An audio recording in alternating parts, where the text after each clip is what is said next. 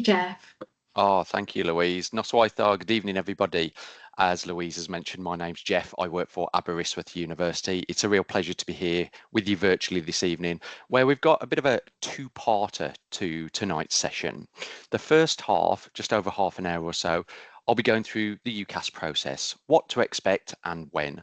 We'll have a short break. There may be time during the break for questions, and I'll also at that point hand back to the college team where they will go through some of the internal dates, processes, and so on.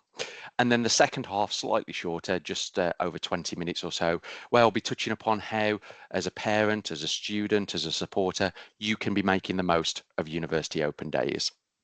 So I mentioned, and Louise mentioned as well, I represent Aberystwyth. Yeah. Just to begin with, who are we? Where are we based? We're on the west coast of Wales, around about 3 hours on the train direct from New Street, 2 hours 40 from Wolverhampton.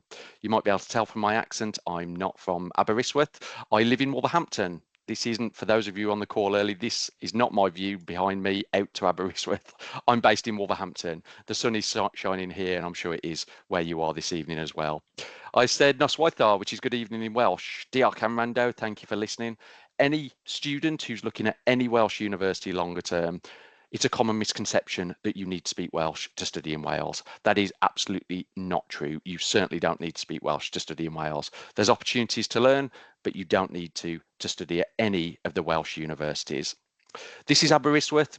I've mentioned I'm based in Wolverhampton, but the same applies to Stourbridge. There's no beach in Wolverhampton. There's no beach in Stourbridge. And as I say, I'll go in the second half of the session about locations, about what Aberystwyth can offer and how it could be different to other universities, city-based universities, for example. But I'll cover that more in the second half of the session. And as I say, if I take you to the James Bond helicopter shot of our town as well. So the train, which is direct from Birmingham New Street and Wolverhampton, comes into about the centre of this image. You might be able to make out it sweeps into the centre of the clock, the centre of the image. And then the university is about a 15-minute walk from the town centre and the beach at around about 9 o'clock on the picture on screen now. This is me. I live in Wolverhampton now. I grew up in Cannock, so not a million miles away from Stourbridge at all. And this is me growing up in Cannock. And I think looking at that left image, my mum and dad still have that Christmas tree and still have that carpet. Why am I showing you pictures of me as a baby on the screen? To do with next steps, to do with university come September 2026, to do with the processes around it. I think you, and this is whether you're a parent, a supporter, or a potential student as well, you will have a combination of the emotions that I'm showing on these pictures. Some confusion, nervousness, yet excitement at the same time. And my job this evening throughout the two-parter is to do everything that I possibly can to turn that confusion and nervousness into as much excitement as possible about what higher education can offer. Because as I say, I know the UCAS process can be a little bit confusing, and especially in the first part of this evening's session, what I'm going to be doing is letting you know when I'm going to be taking you through a mock UCAS calendar. So I'll be letting you know what happens and when over the next 12 months or so, because that's what the UCAS process is all about. It's all about decisions, and I don't have the magic wand to make those decisions any easier. But what my aim, as I say this evening, is to let you know when they happen over the coming months and when the young person can expect to make those decisions about where they might be wanting to study in September 2026. And to do with decision making, I can't let you go this evening without making you make some really critical decisions of your own. So obviously we're doing this virtually, so I'm only going to give you a few seconds, but who is your favourite, Ant or Dec? Big decision you've got to make. For those of you who don't know, it's always Ant on the left, Dec on the right, A and D. If you're going to take away anything from this evening, it's to take away to know what order Ant and Dec stand in. Ant on the left, Dec on the right. Another decision for you. What's your favourite chocolate? Dairy Milk or Galaxy? It depends for me, the mood I'm in. And then the third decision, holidays, skiing, city, beach holidays, which are your favourites? Now, these are relatively trivial decisions that you have to make on I guess for the chocolate, for example, on a regular basis. But my point to you is this. The UCAS process is all about making decisions. They're not easy decisions that students have to make. We expect them to make in essence, life-changing decisions at 17 or 18. And as I say, I haven't got the magic wand to be able, in essence, to make those decisions any easier. But my aim this evening for the first half an hour is to let you know when they have to make those decisions over the coming months and what they can do to make those decisions as informed decisions as possible. Okay, so I've mentioned UCAS a few times. What is UCAS? Some people get worried about what UCAS actually is. Think of it as the administrative body who is responsible for processing and managing applications to higher education courses in the UK. So students will complete the application form electronically via the UCAS website, which is known as the UCAS Hub. UCAS processes the application. Think of it as the middleman. Universities then view the application online, and then a student through the UCAS Hub, through the UCAS website, will start to receive replies from universities. For example, offers of places on a course or potential notifications that they're not successful. And I'll come on to a bit later about what those replies from universities can actually be. Okay, so as I've mentioned, we're going to follow a mock calendar throughout this first half of the session this evening, all the way through to August of year 13. That's the end point. But where we're at now, June of year 12, is the start of the calendar.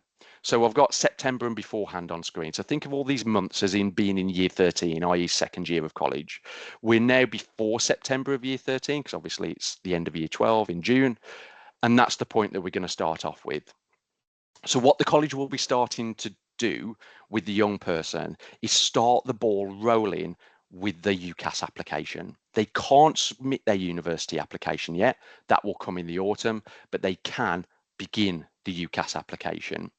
And one of the things that students should be doing is undertaking effective research to do with higher education. And if I was the student, I'd be making it a priority to undertake that effective research now and into the summer. Year 13 will throw so much at them. And if they can bring that research forward now, and hopefully many of them will have already started it, I think they will make very informed decisions. And they just give themselves a lot more time to make those informed decisions. And therefore, what I'd like to do to begin with is go through the most to least effective ways of undertaking effective research. The most effective way to undertake research by far is or are open days. I'm not going to say too much about open days now because that's the whole second half of the session. But the one takeaway to begin with is it's open day season as we speak. And I pretty much guarantee that between now and the end of July, every university in the country will be having open days. And if I was the young person, what I would be doing as a priority for the universities that they're interested in is finding out when those open days are. And I'll mention in the second half of the session why those open days before the summer, in my opinion, are unbelievably critical. But as I say, I'm just going to park open days for now because we're going into much more depth in the second half. The university website, the UCAS Hub, the UCAS website will have lots of information on there, and it's pretty up-to-date information as well about courses, what students will be studying. But also later on this month, there's the big UCAS convention at the NEC in Birmingham. Now, I'll let the team mention a little bit more about this in the break. Students are able to potentially attend that should they wish to. But that's where at the NEC over 2 days later this month, there are 3 figures worth of universities and some employers and potentially the forces who are under one roof at the NEC. And students have the opportunity to engage with representatives such as myself, potentially students, potentially academic staff, to find out about that institution or about the courses that they're interested in. It's an excellent opportunity to, within just a couple of hours, meet and greet with different institutions that they might be interested in. Professional content can also be really good.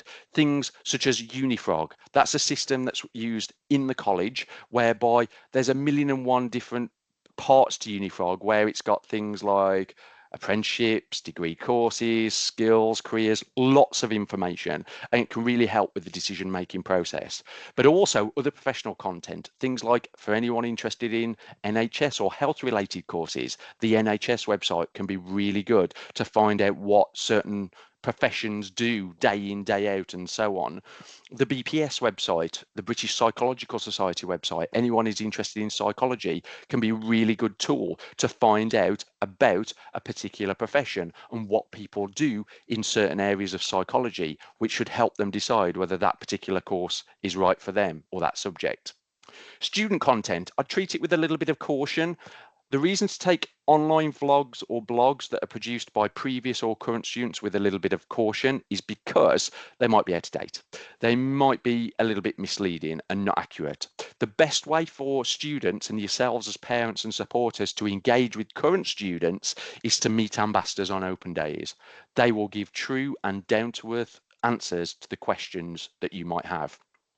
People, don't underestimate the years of experience at the college, not only from the careers team, who may have had students that they'll have supported in the past who want to go and study the subject that your son or daughter is interested in, and they can therefore give information about what people do on those courses, but also the academic teams at the college. So for people who are interested, let's say, in zoology, I would encourage the young person to have a conversation with their science tutors to find out about what someone in that field does week in, week out, what someone on that degree might learn about, and so on. So the power of the people at the college are fantastic. The reason I put it depends for people is if I was to ask one of my friends about his experience at Birmingham City University, he'd be talking about a campus that has been bulldozed. So it's out of date information. And then finally, the irony of this is not lost on me. Prospectuses, hard copy literature. Please, whatever the young person does, encourage them not to use prospectuses in isolation. You'll never see a sad face in a prospectus. You'll never see a rainy day picture. It gets out of date the day it was printed. Yes, do use them, but don't use them in isolation. There are far better ways of undertaking research, all the way up into, in my opinion, open days, which will be going into much more depth in the second half. So I just wanted to give you an overview to begin with, so that whilst the application can't be submitted yet, it can be started, but now is the time to really ramp up that research to feed into those effective course choices on the UCAS application. And the UCAS application, when they get going with it, consists of multiple sections. I'm only highlighting 5 of the sections this evening, and I'm not even going to go into much depth about them because they're relatively self-explanatory. A few points I want to make though. Firstly, the young person should see that all of these sections link.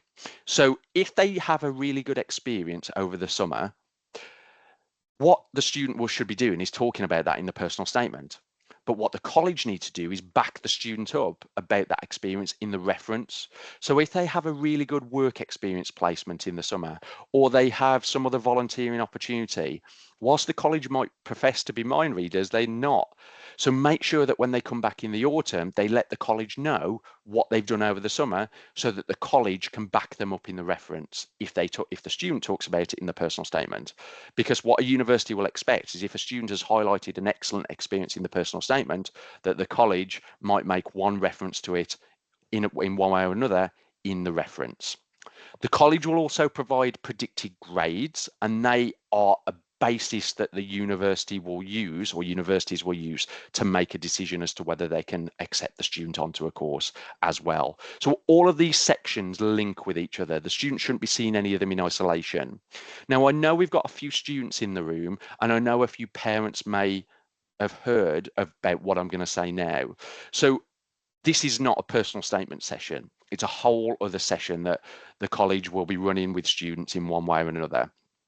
However, there have been some changes to the UCAS personal statement for students who are starting in September 2026.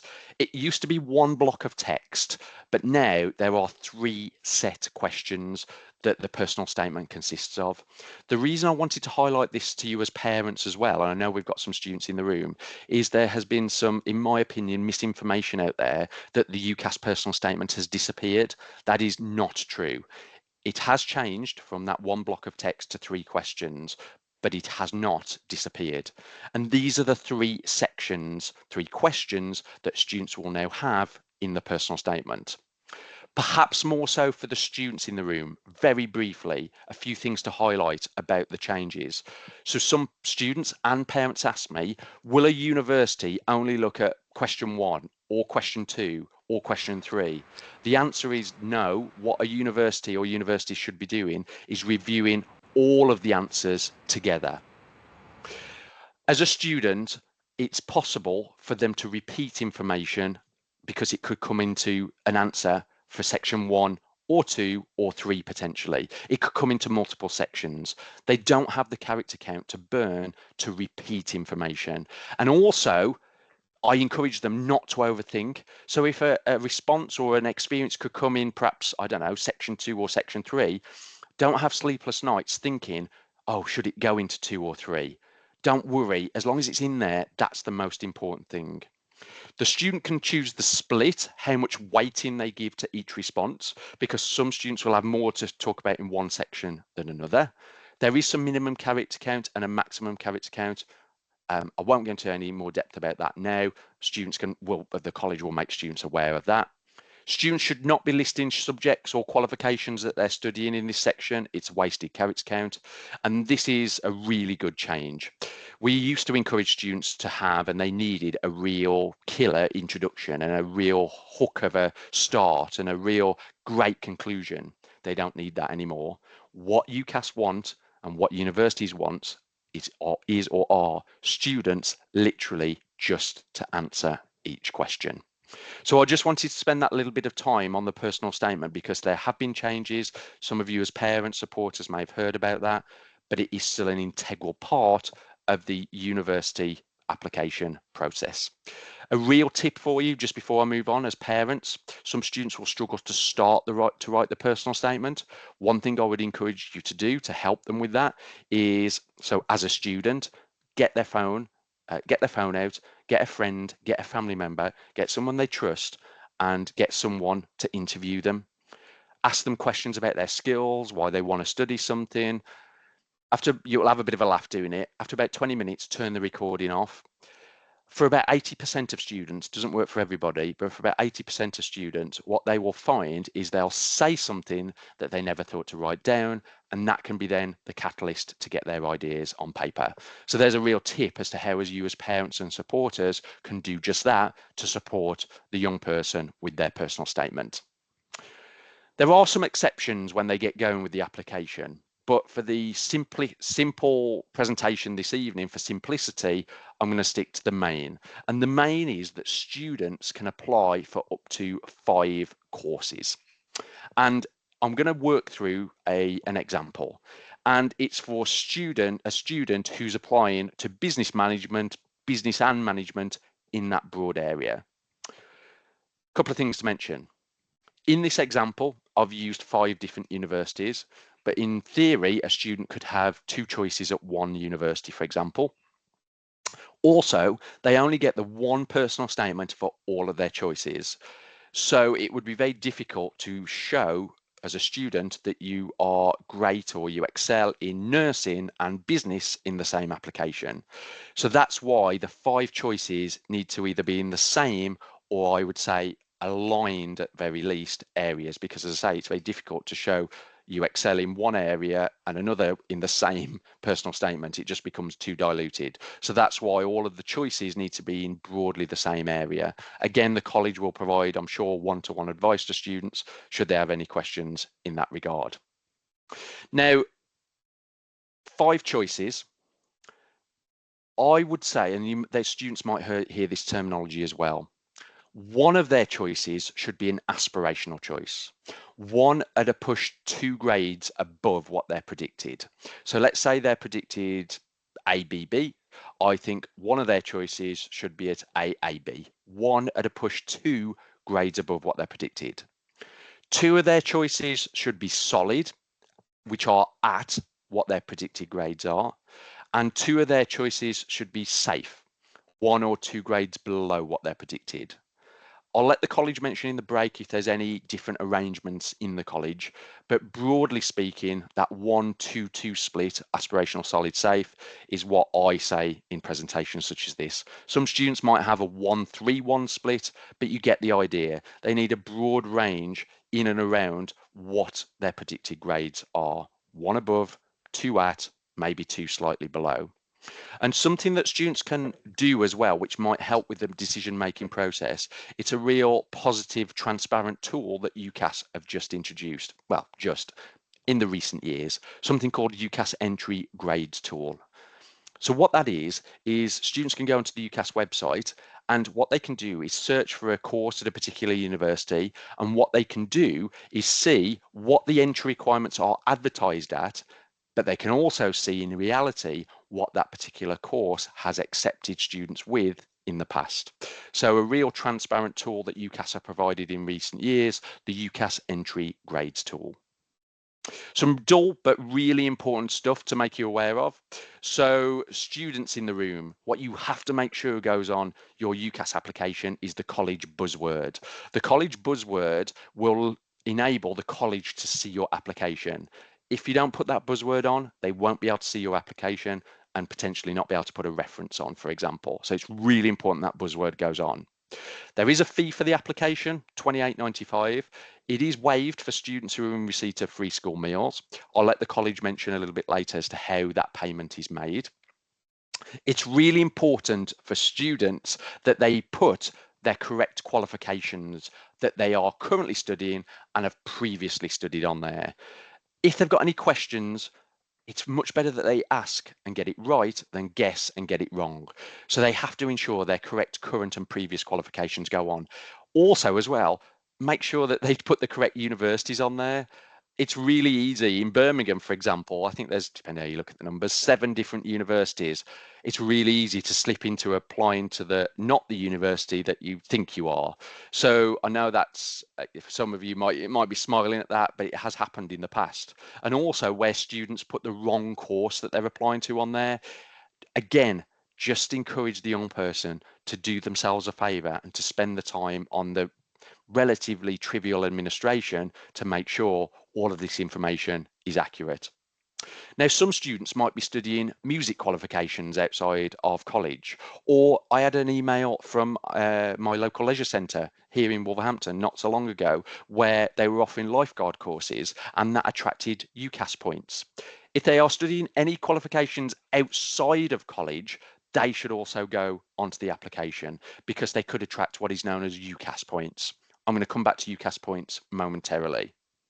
And finally, the college can see the students' progress throughout. Again, if they've got any questions as they go through the application, encourage them to seek advice. Also, as well, inappropriateness. Inappropriateness in terms of an email address that they created in year 7, for example, which might not be fully appropriate, if you get my gist. So my point there, again, universities will look for professionalism. So just those basics are really, really important. For example, a professional sounding email address. Okay, some deadlines for you. So the UCAS deadline for people applying to Oxford or Cambridge and medicine, dentistry, vet med and vet sci is mid-October. However, I'll come back to the however in a minute. So just going back there, sorry, mid-October for people applying to Oxford and Cambridge, medicine, dentistry, vet med and vet sci. Now that is 4 months away. So you can start to see how time moves on really quickly. For everybody else, the external deadline is in January, mid-January time. Now, the reason I keep saying external deadlines is because what isn't in the UCAS calendar are the internal college deadlines. Now, again, I'll let the college mention in the break what those potential deadlines are or roughly when they are. It's so critical that students adhere to those internal deadlines because whilst the students only doing one, the college are processing hundreds. They are writing references, for example, for hundreds. And it's like anything in life. If the college have to rush something, i.e. reference, I don't think it's going to be of high quality as it could be if a student would have adhered to the internal deadlines. So the message here, strong message, is whilst there are these external deadlines, the internal deadlines are absolutely critical. And again, I'll let Lou and Faye come onto those a little bit later. Now, I mentioned on that last slide, once a student has applied, they may be invited to interview. In my experience, it is the minority of courses that interview. It's, I have no evidence to back this up really, but I would say it's an exception now rather than a rule. Some people think that all university courses interview. They don't. Certain professions might. So I would have thought health related professions or maybe education, it's a given that they will interview, but there will be many university courses that don't interview. So the personal statement, the reference, the predicted grades, for those who have got an interview will get them to the interview stage. For those who haven't got an interview, the reference, predicted grade, personal statement will be the determining factors as to if a student can be made an offer or not. And what I've got on screen now, I think are fairly self-explanatory bits of information to do with interviews. And again, this is where, as a parent, as a supporter, you can come in and really support them with interview practice and technique. For example, the basics of asking questions at the end of the interview, or interview technique, because some interviews are like we are doing now. They're remote, they're virtual, not all of them are face-to-face. But the interviews where they do interview, that's again a key tool that the university will use to help them decide as to whether they can offer them a place on whatever course they're applying to. But the takeaway there, two takeaways. One, they're not prevalent for every university course and every uni. And two, that's where you can support for those that do have interviews on basics, on questions, on giving in-depth responses and so on. Okay, moving on with the calendar. So we've now come to the spring. And the reason I've got an asterisk next to spring is because what I'm going to go through now can really vary when it happens on an individual by individual basis. So we've got three elements now. Universities respond with an outcome, applicant visit days, replying to offers. And I'm now going to take each one of those one by one. So firstly, universities replying or responding with an outcome. So back to the worked example here, 5 courses, in this case at 5 different universities. What possible responses could the universities give? Firstly, a conditional offer. That is where, subject to the student meeting the conditions, in this case AAB at A level, the place on the course, if the student wants it, is theirs. So the conditions of the offer in this case are that the student needs to attain AAB. As you can see in this example, the university's made an offer in grades. The second university has come back with unsuccessful. For whatever reason, in this case, the student cannot be offered a place on the course. 2 potential reasons. One, it was a student's aspirational choice, and the university didn't think that the students would be able to achieve the aspirational grades that that course asked for. Or secondly, the university just didn't like what they saw in the personal statement, potentially. I mean, there are other reasons, but they're 2 key reasons potentially why a university cannot make an offer to a student. The third university is making an offer in UCAS points. So the UCAS point system is where universities or UCAS turn grades into points, and the university will ask for a certain number of points. I've got an extract of the A-level UCAS tariff point system on the screen now, but other qualifications, BTECs, T-levels, feed into the UCAS tariff point system. But just for this example, I've used A-levels. So for example, if a student gets a grade B at A-level, they'll get 40 UCAS points. 3 grade Bs would be 340s, 120. And what I like about the UCAS point system, where universities like ours generally make offers in points, is I think it gives more flexibility. So for example, with University 1, it's rigid, a student needs AAB. But in University 3 here, the 120 points could potentially come from, I mean, you could do the maths, 2 A's would be 96 and a D would be 24, and that would get you to the 120 points. So there's much more flexibility with the point system. Also, for students doing things like EPQ, extended project, or qualifications outside of the college that attract UCAS points, which I mentioned earlier, lifeguard, music qualifications, they potentially could count towards the 120 points that are needed. University 4, 136 points required in this case, and University 5, an unconditional offer.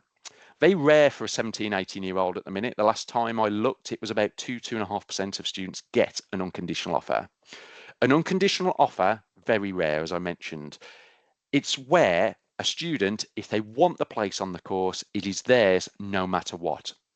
For generally a 17, 18-year-old, they're only used at the moment, for example, where a student might sit an entrance examination, or there's some other academic basis to that decision, for example, a portfolio for creative or arts-based subjects.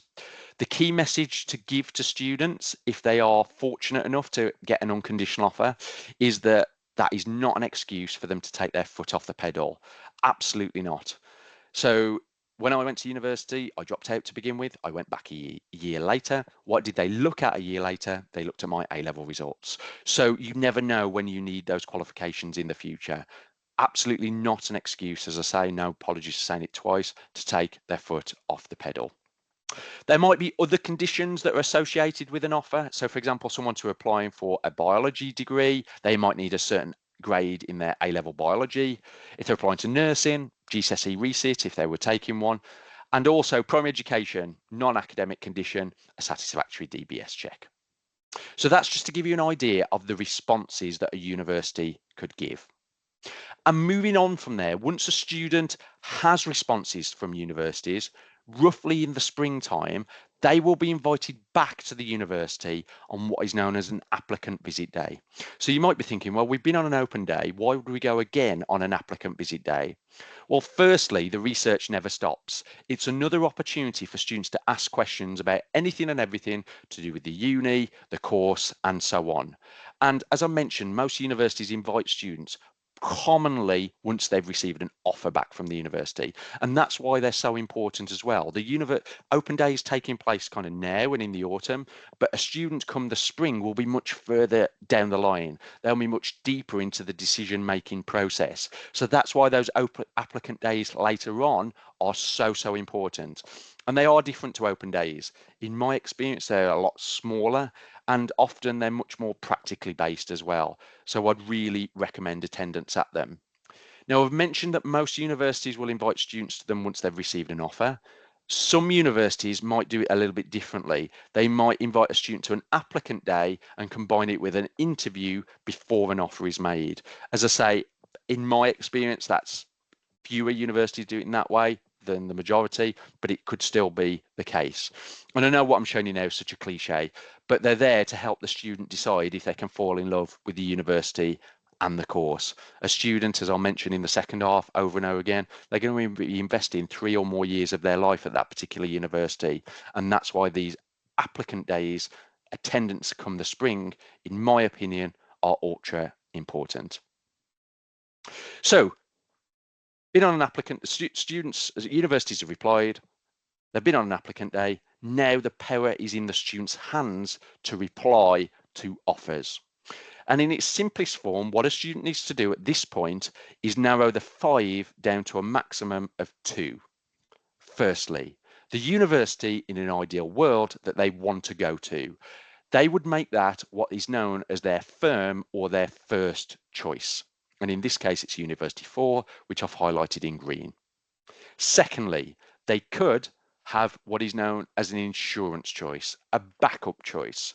Now, I don't like the word drop back, but it's the easiest one or words I can think of to get the point across. But an insurance choice is where if they don't meet the conditions of their firm, their first choice, they would drop back to their insurance choice, their second choice. Now, logic tells you that their insurance choice, the requirements need to be lower than their first or their firm choice, because if they haven't met the conditions of their first choice and their insurance is higher, well, they're never going to meet the conditions of the insurance choice either. And then the other 3 drop away. They're left from gone from 5 to 2. One other point to make here, the insurance choice, students will go to that. Some students will go to those year on year. They should be prepared to go to those insurance choice universities. In my opinion, there's no point in putting an insurance choice university, in this case number 3, if it comes to it, they're not prepared to go there. So that's why there's that real thought decision making that's really important to consider when some students will get 5 offers, others won't. But whatever number of offers they've got, it's really important they spend the time making sure that their firm and their insurance choice are institutions that they would want to go to and study at. Moving on to February time, roughly. That's when roughly student finance opens. Completely separate process to the UCAS application. And I know the college put on sessions around student finance as well, but it is a completely separate application to the UCAS application. And as I say, roughly I've put February, but in the last few years, I think it's been very early March when it opens, but it is a separate application. But there might be around this time other university deadlines that aren't in the UCAS calendar. Things like when does a student for their firm choice, for example, have to apply for student accommodation for to be guaranteed, if that university offers it, to be guaranteed accommodation. So again, the young person should be constantly checking UCAS, constantly checking their emails, because there will be other university specific deadlines around this time as well. Also, there's a process around February time called UCAS Extra.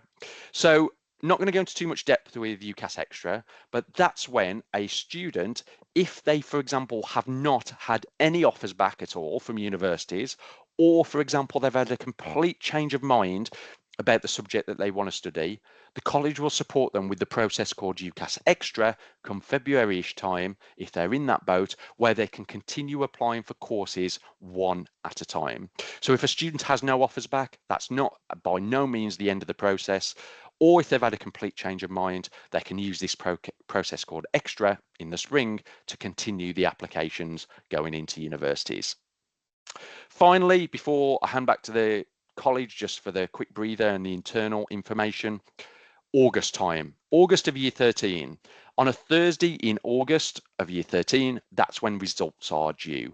And this is also the time when universities might send other university information out. So like reading lists or Freshers Week information or some timetable information. So again, it's really important that students continue to check their emails and so on for this other university specific information.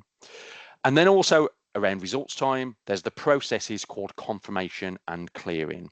So if a student meets the conditions of their firm choice, they would be placed at that institution. If they don't meet the conditions of their firm but do their insurance, they would be placed at their insurance choice.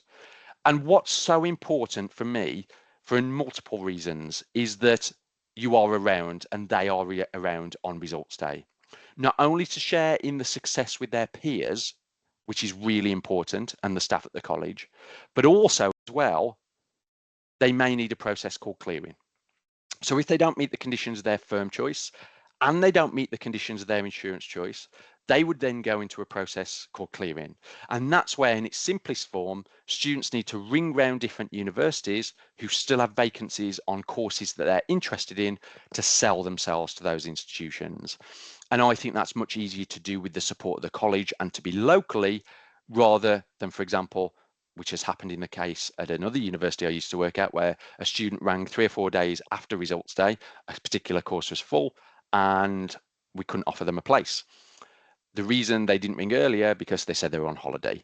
So I think not only to share in those successes, but also to be around with the college's support for clearing, it's really important, as I say, that they and you are locally based during those results time. Faye, Lou, I'll just grab a drink. I've got the drink here, I should say. Do you want to mention a couple of things about internal information? Yes, that's great. Thank you very much indeed, Jeff. An absolute whistle-stop tour of everything. But Faye and myself are here now just to make a few announcements regarding, obviously, some of the things you've referred to. Yeah, Faye, I don't know if you want to make a start. Yeah, absolutely. It's been so helpful, Jeff. Thank you. Just about our internal deadlines, I'll pop it in the chat for anybody who may not be able to hear it. But yeah, our internal deadline for our standard entry is the 24th of October. And that's, as Jeff mentioned, is to give us time to really check through applications, make sure those references are done correctly and sent off in time for the UCAS deadline, which is externally just after Christmas. So it's been brought sort of forward a little bit this year compared to the last couple of years.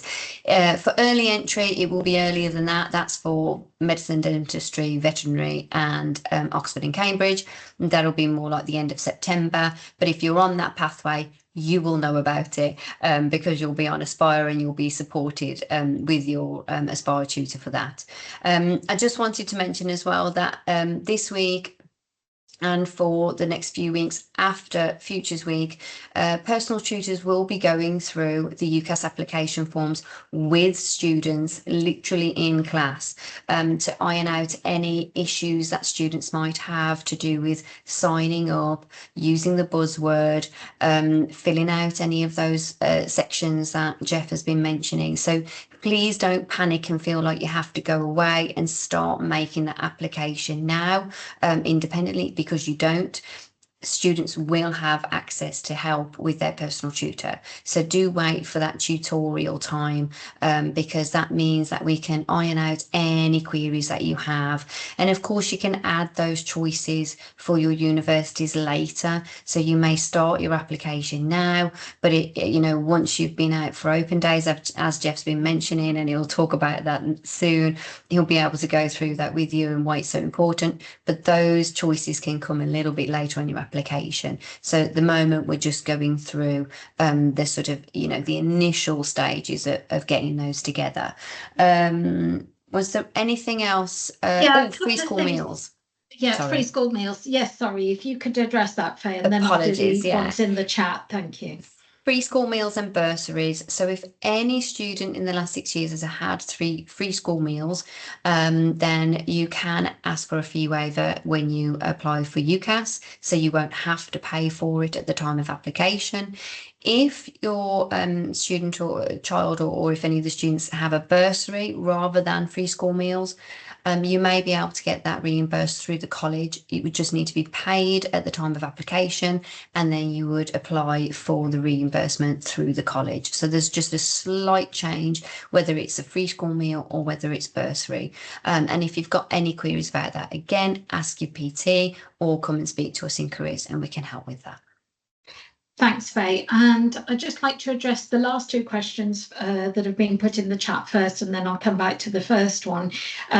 Oxford and Cambridge and a student applying to medicine do need to notify Aspire, and the email address is aspire@keds.ac.uk, but they do need to make Aspire aware that they are intending to apply for Oxford, Cambridge medicine, or indeed veterinary dentistry, in order to make sure that, as Faye mentioned, that the Aspire tutors who are writing the references and guiding those students through the process of the early entries, that they are aware of those students, and they will then make contact with them. So please, could you make sure that you do that, and get your student to contact them via aspire@keds.ac.uk. Very important. Thanks, Faye, you've put that in there.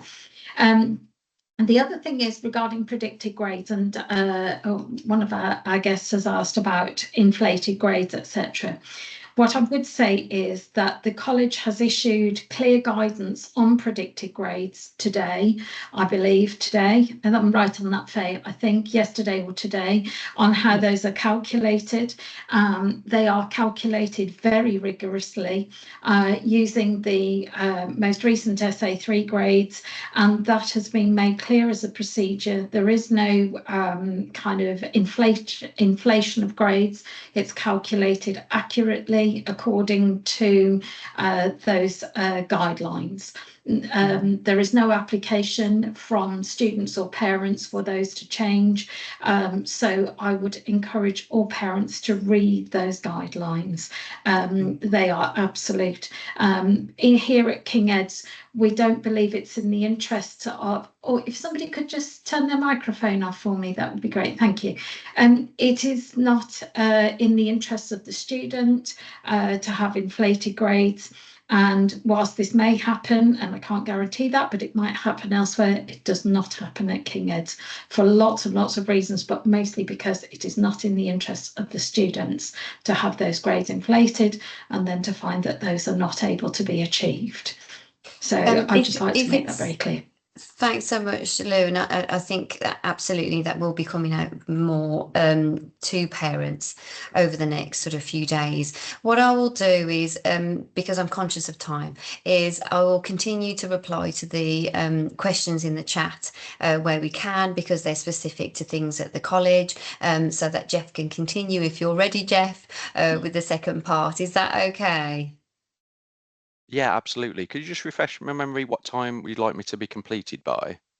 We are on here until as long as you need to take. We normally do, 7:15 but maybe. 7:15, I think, Yeah. is what we had 15, hoped 20, for. 7:15, perfect. Yeah, 7:15. about 20 minutes, perfect. Excellent. Just wanted to check.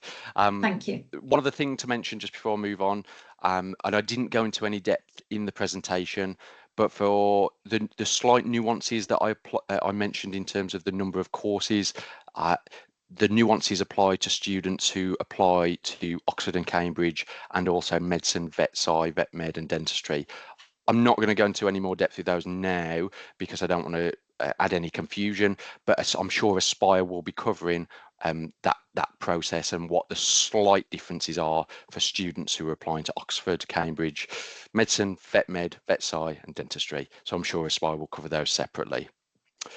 Okay, so we'll move on to the second part of this evening session, making the most of open days. About 20 minutes for the second part. And what I'm going to do is split this second part into 6 key areas, 6 key things to consider around the open day process. And to begin with, what is an open day? An open day is where the university opens its doors and in essence, exhibits everything that it can offer to students, both from an academic and a non-academic side of things. Now, a question I regularly get asked by parents is, well, they're kind of putting on a show, and I guess to an extent they are. A bit of a bonus tip for you, and I know what I'm going to say now takes time, effort, and money.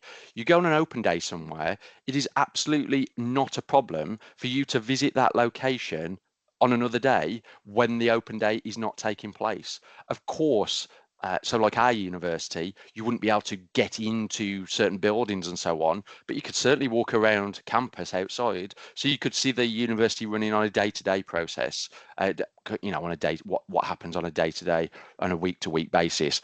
So there's absolutely nothing stopping you from visiting a location, even though you wouldn't be able to get into the buildings and so on, separate to an open day to see how it really works when, as I say, they're not kind of putting on a show. But there's, as I say, 6 key areas that we're going to cover.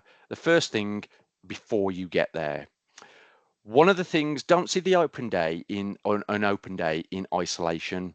I think effective planning and preparation really helps you get the most as a student and as a parent, as a supporter, out of those open days. And that begins with signing up and looking at the programme. In theory, you could just turn up to an open day. The reason to sign up beforehand, though, is so that you as a collective or as an individual can start to see what is happening and where on the day. Because what you will do in the days before the open day is you'll receive the program. So you can plan out who you want to see, where you want to go, and so on. If you sign up and you don't go, it's not a problem. But I think by signing up, you get that additional information beforehand, because as I say, you won't be able to fit everything into the one day. You might want to see accommodation, you might want to talk to academic staff. There's a million and one things you might want to do, but the program will just help you prioritize and plan the things that are important to you. And also, especially for universities a bit further afield, it'll help you plan your journey. Are you going to go the night before? Are you going to go the day of? Are you going on the train? What's the public transport like? So again, it just helps to make the day run a lot more smoothly.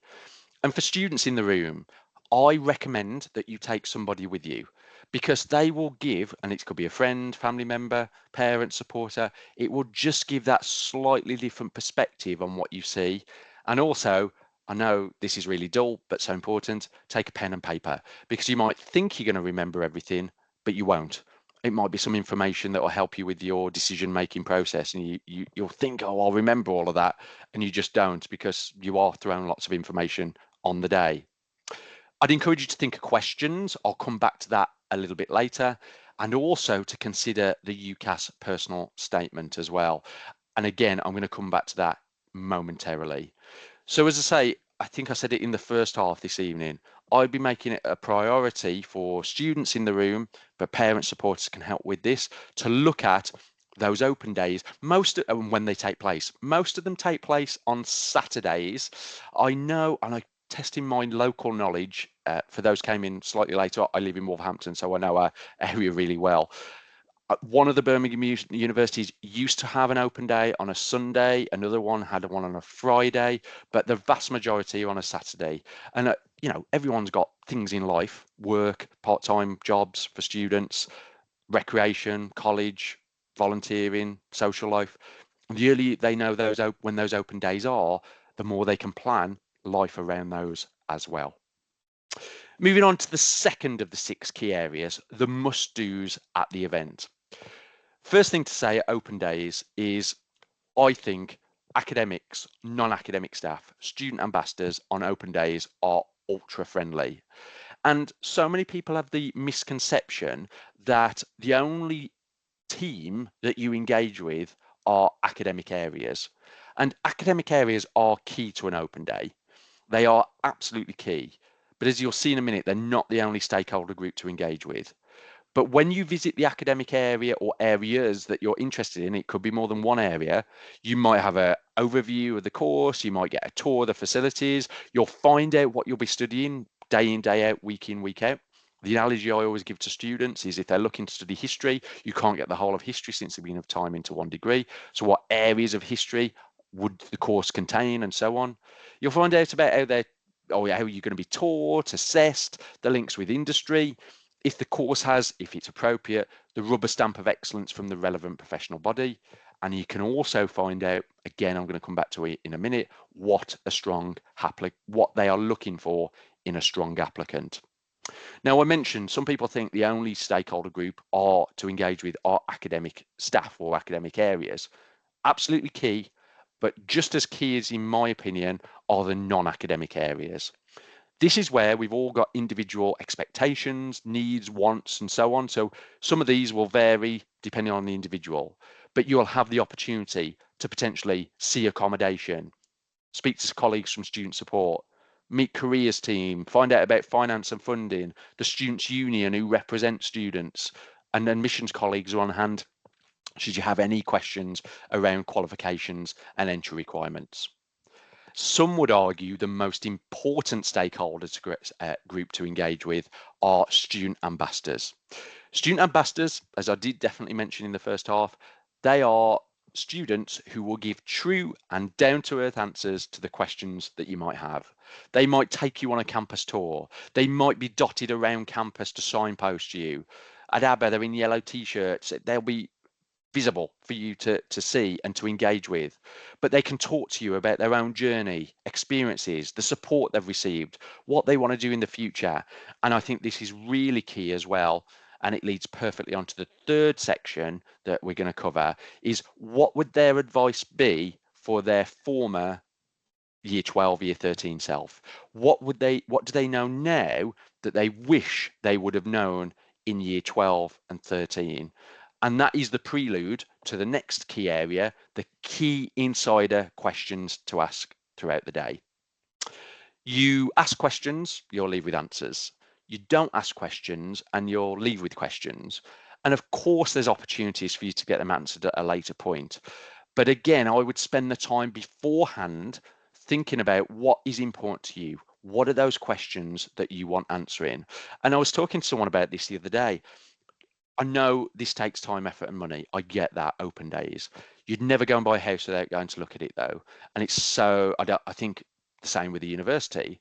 And what I was talking to a student the other day doing is getting on multiple open days to compare and contrast. And I was talking to them even about the questions that they wanted answered, start to put like a grid together, for students studying art, make it colourful, make it big. Questions, top 5 questions that you want answering down the left side, universities across the top. And then what you can do is start to compare and contrast the different responses to the key questions that you want answering. Some of those key questions include, what are the top things you are looking for in an applicant? I mentioned that the autumn is a great time to get on open days. But the ones before the summer are particularly important, because if a student finds out there's no such thing as a perfect applicant, but there are good and strong applicants. And if a student finds out what makes a good applicant before the summer by going on an open day in the coming weeks, asking academic staff what they're looking for, they say ABC, they say XYZ, the student has got time over the summer to plug any gaps that they might have to make them a stronger applicant. So that's why I'm such a strong advocate for these open days taking place before the summer break. What will I actually be studying? I mentioned earlier, history. Can't get the whole of history since the beginning of time into one degree. So what will I be studying within that degree? You could replace history with any word or any subject in the world. Business. I could continue forever. What will I be doing throughout the course? Because not that a title is misleading, but it won't give the depth of information that a student needs to make an informed decision. How will I actually be studying? Theory, practice, what's the balance? How will I be taught? What are the size of the teaching groups? How will I be assessed? I don't think anyone likes to be assessed, but how do you like to be assessed? Exams, coursework, presentations, and so on. And does the course or the courses that you're looking at fit with those forms of assessment that you perform better in? What added value is there? How are you going to leave that institution as a student with more than a degree? So what academic expertise are there? Are there leaders in their field? Do they have links with industry to enhance your employability? Global opportunities for students who are looking at study abroad, volunteer abroad, work abroad. What opportunities are there globally? Now, global opportunities are popular in the eyes of students, but in reality, not so many follow it through. One of the reasons why I think that's the case is some students think they have to do it for a whole year.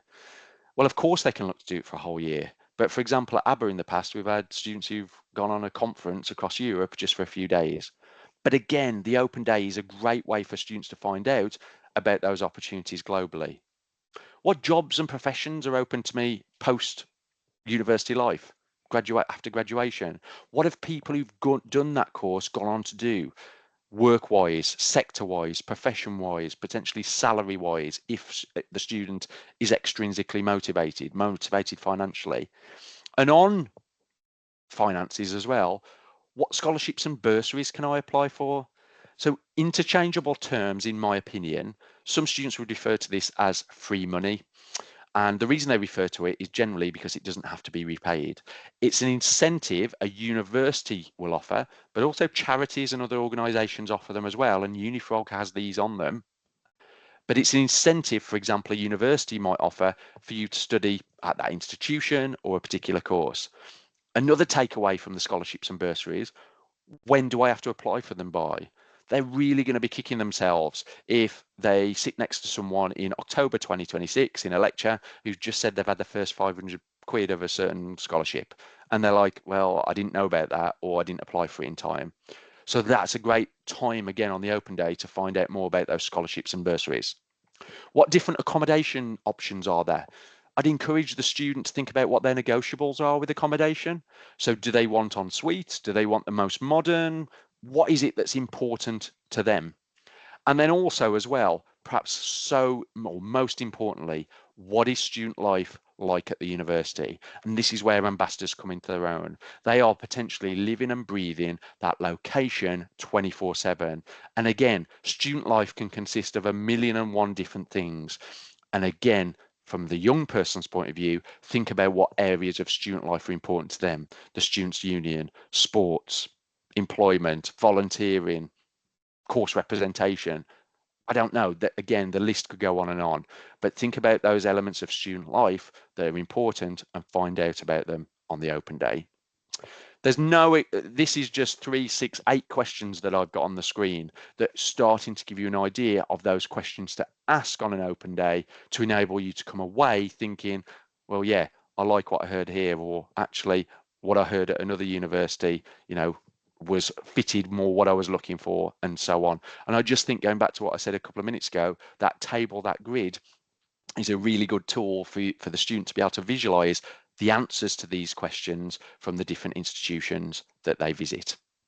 And I just mentioned it, location of the university. I know, again, what I'm going to say now takes time, effort, and money, and I keep saying that. and that's the reality of open days. I completely acknowledge that. But if possible, and especially for locations that are further afield, spend the night there, either the night before, the night of, because it gives you an opportunity as a collective or as an individual to really explore the place they're going to be living and studying for 3 or more years. Now, for those of you who are looking at universities close to home, what I would encourage you to do in that reality or in that scenario is to do the travel to the open day in the way that you would do it as a student if you go to that institution. So you can start to see when the buses run. Are the trains connecting when you need them to? Do you have to pay a green air zone charge? What's the parking like? So what you want to do is, from a location point of view, again, as a commuter student or one living further away from home, is to get an idea, as I say, from a commuter point of view, what the commute's like. But for those of you living further away from home, what the location is like. Because I would never sit here this evening and say Aber is right for everybody, nor should anyone from any university. And I know in the college back last October, there was the big careers fair. There's another one this October where there's 50, 60 universities all under one roof at the college. No university will say that their location is right for everybody. But what I am here to say is the experience you'll get in a rural coastal location like Aber is very different to where my niece and nephew are or were at Leeds and Liverpool at city-based universities.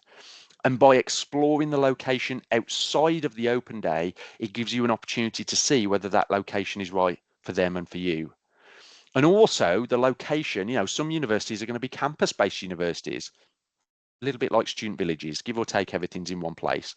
Aber's a campus-based university. Keele in North Staffordshire is another great one. And whilst I think about campus as well, some universities can be multi-campus universities. There's a university on our doorstep here in the Midlands. I live in Wolverhampton. I think you could work it out. That is a multi-campus university. So again, it's really important, again, when you sign up to an open day, you know the campus the course is going to be based at. So on an open day, for example, you visit the right campus on the day. Big decision in terms of location, though, is does the student want to live at home and commute, or do they want to move away from home? There are lots of pros and cons to both of those. There's no one size fits all. They need just to spend the time in the coming months to work out what's right for them. And when they look at location as well, I'd encourage them to think of it in 2 key ways. One, how does the course support their learning? Aber, geography, marine biology, obviously it's ideal. Speaking to a student locally recently, now I have to take a word for this and I haven't checked it out and I really should do. She said she was looking at studying at Edinburgh for English literature because Edinburgh is the world's first city of literature. So she thought the location really lent itself perfectly to the subject. And secondly, what does the student want from life? What does the student want from recreation? And this is so important, again, to spend more than just the time at the open day in the location so that they can see the town, the city, and so on 24/7. And this is particularly critical for those students who are looking at universities further afield, that they don't necessarily know too much about the location. And when they're thinking of the recreation side of things, I just encourage them to think of it in 2 ways. One, what do they want for daytime fun and recreation? Art, Aber, natural beauty, stunning environment, mountain biking, and so on, beach, of course. And then secondly, what do they want for nighttime fun and recreation? Arts, cinema, pubs, clubs, the ability to travel home if they're commuting, and so on. I'll say it one more time just before I move on a little bit from, I'm sticking with location, but moving on to another theme. They need to do a bit of a matching process. What do they want, and does the location offer that to them? And the open day is a great starting point for that, but by spending just that bit more time in the location other than the open day, they'll really get a feel as to whether the location ticks all the boxes that they have. And I just mentioned, I'm going to stick with location, but move on to cost as well, because cost of living is important to not everybody, but a huge amount of people at the moment. And it feeds into research, what I'm showing you now as well. So save the student who's done the survey that I'm going to mention now, earlier this year, so it's very recent. They kind of represent students, or they have students' interests at heart but from a financial point of view. And in the survey that they've recently completed, they surveyed students and asked them what their average student accommodation rental costs were. And what I've got on screen now for different regions and nations of the country are the responses that they got in the survey. So this shows average student accommodation rental costs in different parts of the country. It's got NA for Northern Ireland because they didn't have enough responses. But what you can start to see is different parts of the country have different costs associated with them. Now, I'm not saying it's a problem that London comes out most expensive. I think you probably could have predicted that. But the point is, if cost of living is important to you and to them, different parts of the country have different costs associated with them. So when they visit the location and visit the open days, find out about the cost of living in that location to see if it adheres to what they are looking for. Because what a student, I think, wants to do at university, and you don't need to be studying A-level economics to know this, is they need to maximise their income through scholarships and bursaries, potentially low cost of living, and minimise their outgoings through the low cost of living side, I should say. And I strongly, personal opinion, this recommend and think it's a great thing for students to have part-time work at university so that they can maximise their income. And what I've got on screen now, and I'm just going to leave it on for a few seconds, is some examples according to the Times of perhaps non-standard student part-time jobs. So you've got visual and letter clues. So I'm just going to leave them on for a few seconds to you potentially to work out what they could be. For the first one, think of junction 9 on the M6. There's a huge clue for you. But why am I showing you this? I think there's so many financial and non-financial benefits to part-time work as a student. The one bit of advice that I would give, though, and I am going on a slight tangent here, is they are not at university for that part-time work to become full-time work. They're not in university to work 40 hours in a bar, hospitality, whatever. Of course, there's traditional student jobs such as hospitality, retail. But what you can start to see here for these, according to the Times, non-standard university student jobs is if they have an interest, a passion for something or a specific skill, encourage them to kind of exploit it whilst they're at the university. IKEA flat pack assembly, they're not, there's some people who don't want to put flat pack assembly furniture together. And you can see here, according to the Times, it's quite a good hourly rate. But it all goes back again to location and cost and so on. And as I say, this is where you can really help them in the next 12 months, encourage them to get into the budgeting frame of mind. They get into the budgeting frame of mind and they will make their transition to university a lot, in my opinion, much more straightforward. So I just wanted to kind of go through quite a few things to do with location in terms of course, recreation, cost of living, potential part-time work. And as I say, the open days are a great starting point to see the location. But if you can, spend a little bit more time there so that you can see the town, the city and so on for what it's really like 24/7. Oh, and don't forget the alpacas in Upper. How could I forget the alpacas as well? Devil's Bridge Falls, just outside Aber, it's standing natural beauty, waterfalls and so on. Maybe I should just leave the alpacas on for the next few minutes because they're very relaxing, but I will move on. Fifth area, penultimate area, not going to spend too long on this at all, virtual experiences. They're in the minority now. They're obviously big during COVID, but they're in the minority now. But there are some universities that offer open days virtually. My opinion with virtual open days is they will only take you so far. It's very difficult to explain that until you go on an open day, you get a feel for a place pretty much straight away, which I don't think you get with a virtual experience. And therefore, I'm spending very little time actually, because I'm going to move on to, oh, sorry, I just pressed the wrong button there. I'm going to move on to after you leave in a minute, but very little time on virtual open days because they're fine, but they only take you so far. So and everything I've given this evening pretty much is opinion, but my strong view is virtual open days, fine, but don't do them in isolation because you need to see, you need to explore, some people would find it much easier to ask questions face to face and so on.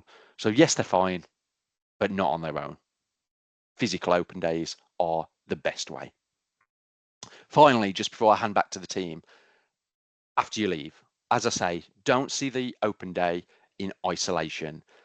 I've mentioned already, I've gone into quite a lot of depth. If you can, explore the town, city, look at the location as a whole and what it can offer. Reflect and discuss what you've seen after the open day. What did you like? What were you not sure on? Where are the gaps in the young person's skill set? What actions do they need to take to make themselves a stronger applicant? How can they continue the engagement with their discipline, the subject that they're looking to do, to make themselves a great applicant for the subject that they're looking to study? And as I've mentioned, compare and contrast. Visit multiple universities, different open days, because what you can then continue to do is research on the elements, and this is key, that are important to you and what you are looking for the university experience for the next 3 or more years of your, as a student's point of view, your life or their life. Faye, Lou, hand back to you for anything else you wanted to add. Thank you very much Thanks, indeed, Jeff. Jeff. Thank you. There are a few things that we were asked in advance, and you've answered so many of them, Jeff, but I'm just going to address a couple of them, if I may. Just rattle down these. What do universities look for beyond the grades? I think that you've mentioned, Jeff, about the personal statement, and we do have information and a recording previously that we can link to those when we send these, the recording and your presentation, if that's okay, out as well, Jeff, so that those personal statements, again, there's a little bit more detail, and as you say, Jeff, they have changed, but it is very clear, and we will give you some information that will circulate with that. Making that application stand out is really in that personal statement, but it's also involving those things that you do outside of lessons that engage an interest in the subject that you're going on to study. And again, that's relevant in the personal statement.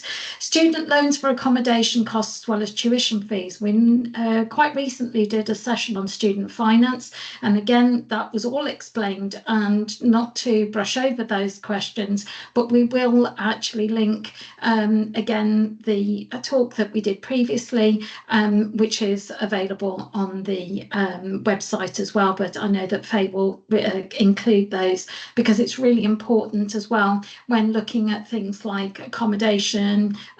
It's worth knowing what kind of loans are available, as well as the course and tuition fees, etc.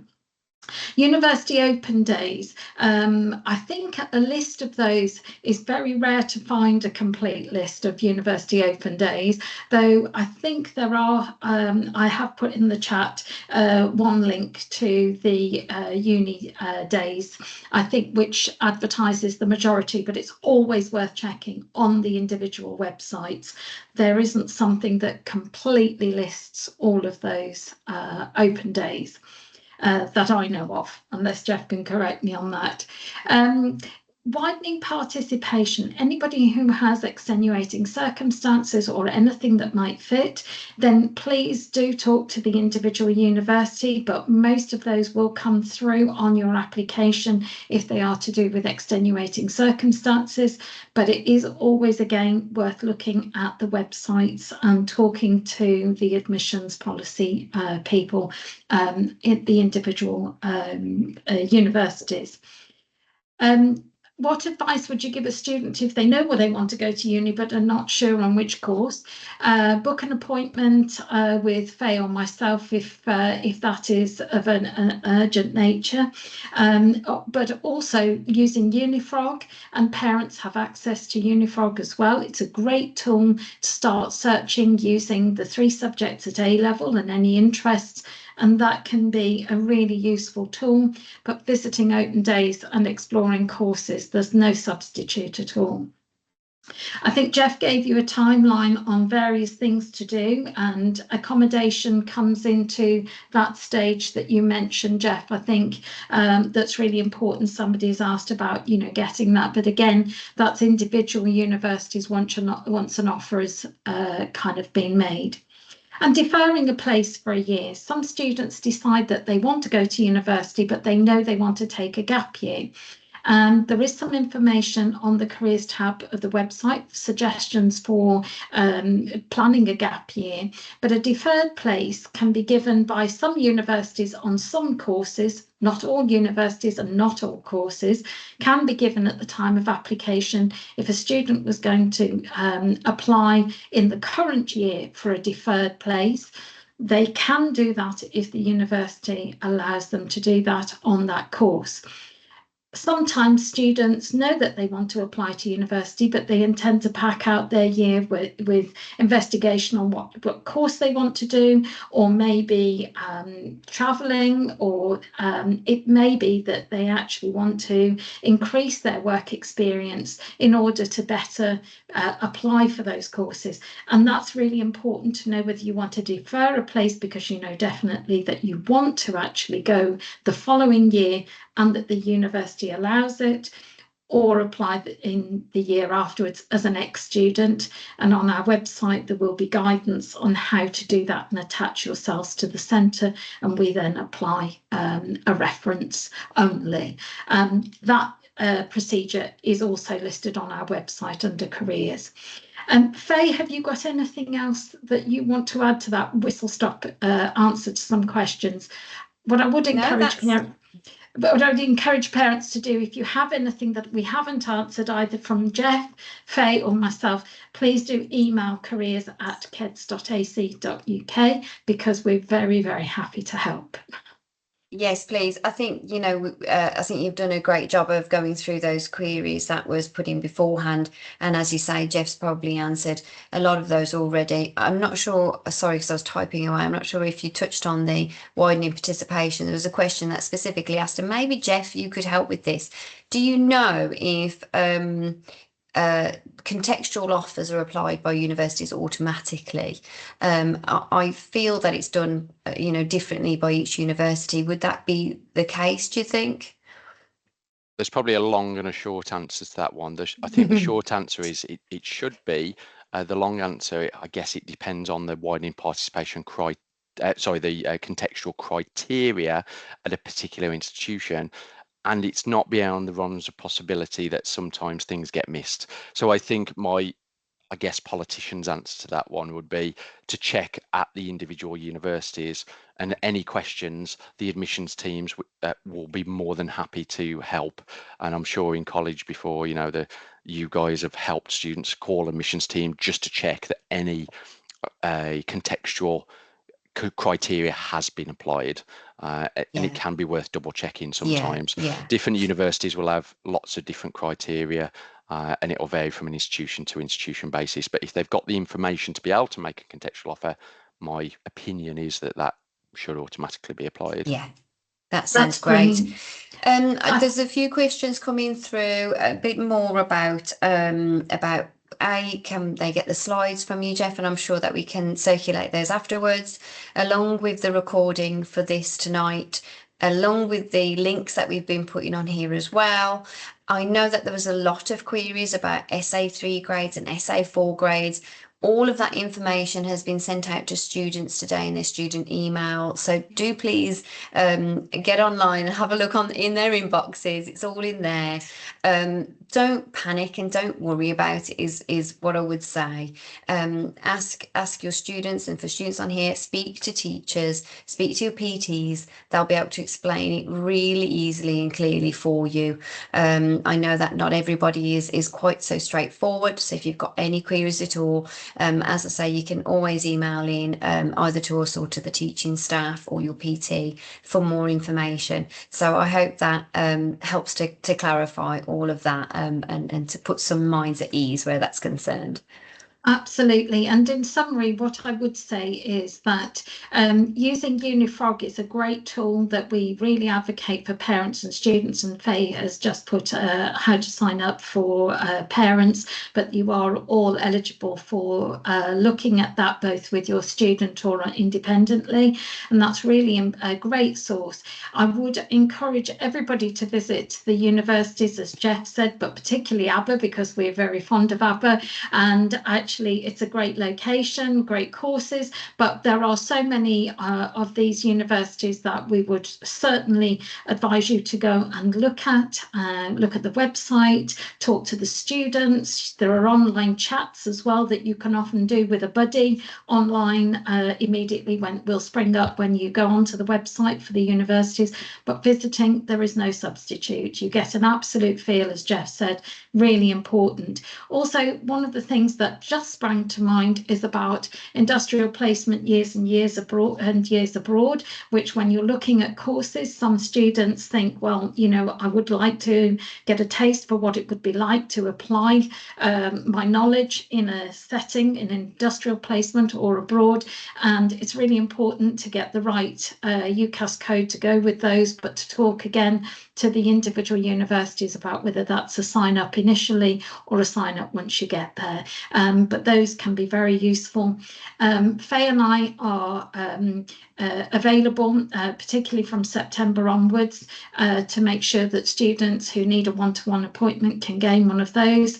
And as I say, parents and students can email careers@keds.ac.uk for any queries that you have following this meeting or in the future.